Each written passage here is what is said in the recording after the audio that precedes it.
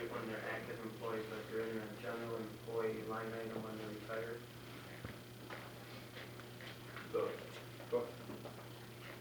Then, like in the DPW, water and stuff, in their budget is the retirement, correct? The water and sewer retiree insurance does get allocated to it, yes. DPW, no.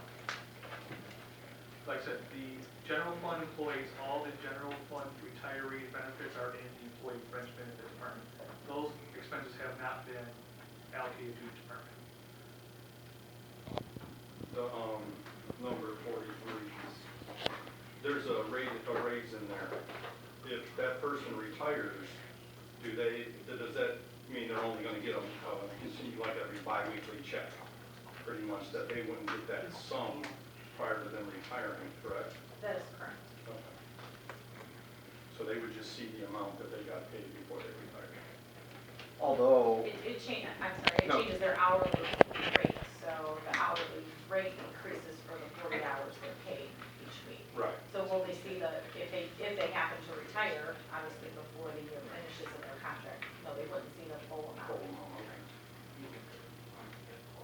Right, right. Just making sure it wasn't like a one lump It sum. don't matter anyways, it's. Yeah, no, it's still. It's interesting information. What was, I don't remember what the pension calculation was for MERS. Is it how many years for FAC? Yeah, actually, in the report, they listed out, but a normal retirement would be age 60 and 10 years, and there's two early provisions. There's an early that's not reduced at age 55 with 25 years of service, and then there's an early at 50. I have to look at the report for the year, but that would be a reduced amount. So there's actually 3 criteria that they can retire under. but the one real benefit in the one contract, I don't know, has so much impact on the raise as it does the cost sharing in the retirement for their medical. It went from 10% to 0. As well as dental and optical now being afforded at 0 cost. So, we are bringing them forward as a receive and file, just so that there's transparency for the employment terms that are out there. Can that be,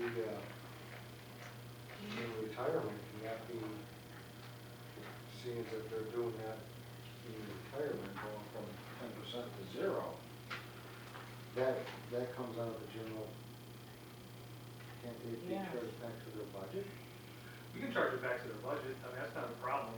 The reason why, I think the reason why when we initiated the separation of the benefits to each department, the retiree health care was so cumbersome was because you had people who worked 2 years in this department, 3 years in that department, 4 years in that department, so which department should get charged with retiree health care expenses?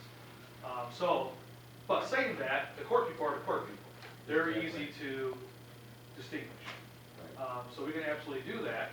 And separate the court retiree expenses into their budget, that's not a problem. And something that we can pursue for next budget year, absolutely. It would seem to make sense if we can't really control what that expense would be. In this case, it was 10% at 0. We're spending more on something that we wouldn't have budgeted for. And if that, it might not matter if it's one employee, but if it's 5 or 6, it could affect that line item number. And this group has no control over what that number's gonna be, right?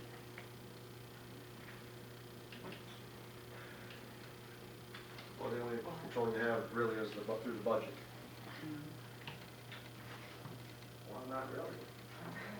No, I'm We set their budget and then they spend it. But this isn't hitting their budget, hitting our budget.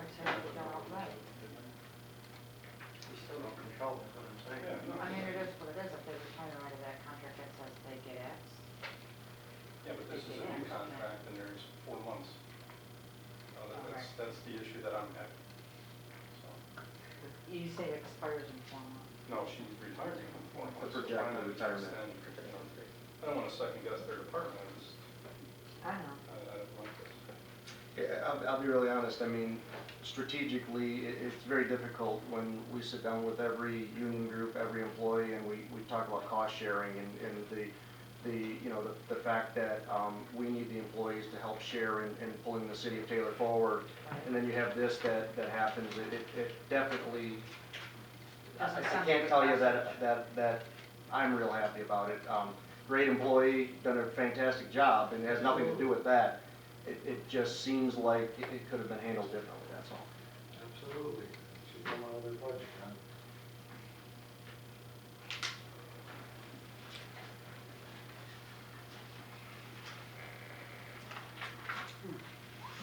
Seems like there's something special for somebody.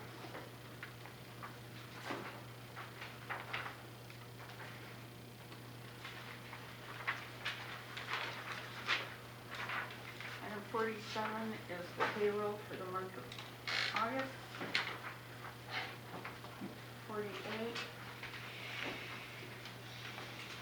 is a motion to approve the request for the Museum Commission to provide a memorial garden Murphy stone and have it installed in the memorial garden portion of the plaza at City Hall. I couldn't be here tonight, from up north, from all the time, discussing it, a little bit. It's kind of what we talked about in the past, it's just gonna be a nice decorative stone to kind of balance the other side. And once that's in, I talked with Guido, we're gonna landscape, fix that whole area up there, kind of dug up around the memorial and stuff. What will it look like? Trying to think No, I don't have, I have a picture of it in my office, but I just it's gonna be a nice stone, and it's gonna be smooth in one area, and then it will be engraved Memorial Garden on the left side. Because you're looking at the fountain, you got the memorial here, it'll be on the left side to kind of just balance it out, you know. Who draws these? Yeah, Jack, Really nice. I believe.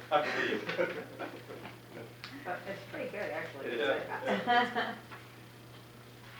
Gives me a whole idea. And lastly is the canister drive for Taylor Northwest Little League. Madam Chair, I believe this has already occurred, correct me? This was they had approached my office about giving them the authority to do it with the limitations that they were under. They would leave on Wednesday, so we didn't have time to get it to city council and then have some impact on the fundraising side. So we afforded them the opportunity this past weekend, and again, transparency, formality, we're bringing it forward. We did this last year as well. We had a similar situation, so try not to do it this way, obviously, for obvious reasons, but sometimes the schedule forces the issue, so. Do you have a track, how well do they do on those corners? I mean, I never hear. Me and Lanny used to work Goddard and Hardy on the weekends usually for 3 or 4 hours, and we make anywhere from $150 to $200. We usually just give them candy. Really? We did all day with Dan, we was making $15 million. Yeah, we did like 3 or 4 hour groups. So Maybe a couple grand if you have The a MBA volunteer really going to gets sit out there. $5,000 to $20,000 for the weekend. But you guys work Telegraph though. Yeah. Or no, just Yeah, the weekend. and your fireman. Telegraph in your area, right? Yeah, because they're a party in Goddard. Yeah.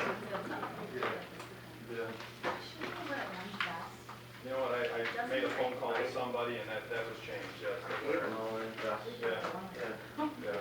Northwest has, white t-shirts. All black. Oh. Normally procedure is they wear an orange vest, and I know our little league used to have them all, and we required everybody to wear them, so. We had some orange vests, so. What's that? I had excellent. Okay. He probably did go to the trailer and get them. There's one extra copy of this. What is that? Extra copy. Oh, that's mine. Oh. Thank you. You almost lost it.